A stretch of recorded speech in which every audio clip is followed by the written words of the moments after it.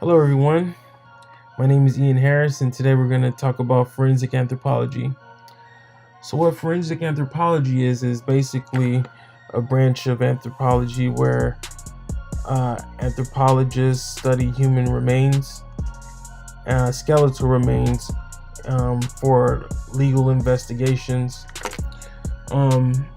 It's also used to determine like the cause of death, the approximate time of death, age of the individual, gender, and they do all of this by analyzing skeletal remains. For example, when Hurricane Katrina hit, there are a lot of unidentified bodies floating around that decompose very quickly. They couldn't perform identification based upon the soft tissue because a lot of it wasn't there.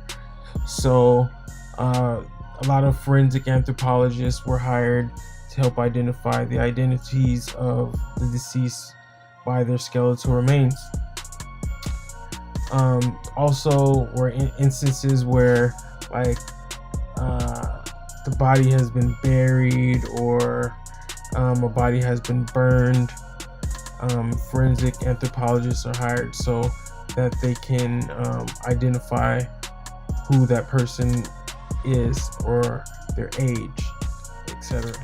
There are certain steps that forensics anthropologists go through to analyze the human remains, and the first step that they do is they just want to make sure that the bones that they are analyzing are from humans and not another animal. Secondly, they want to determine how many people or individuals are present in the remains.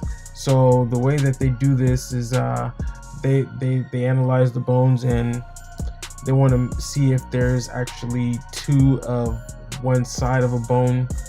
So basically, if they find two left pelvises, that means it's at least two individuals that they're analyzing.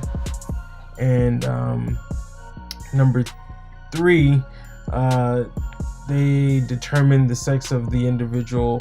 It's also known as sexing.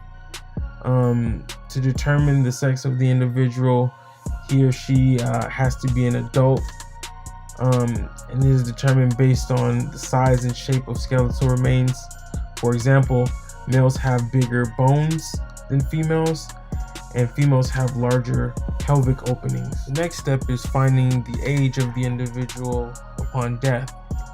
One method that they use is called tooth eruption, where they use the formation of the teeth to indicate the age. For example, if all adult teeth are not formed, that means that individual was an adolescent. And same with dental wearing. If the teeth were very eroded, it's due to excessive use over time, so they know that that person was an older person. Next is estimating the stature of each individual or their height. They do this by measuring the long bones of the individual, and they use a chart called the osteometric board, and that's how they determine the height of the deceased individual. And lastly, to identify the pathology or stress indicators, what those are is those can be anything leading to the cause of death, like an injury or a disease. Well, that's all the time I have for now. I hope you liked this video.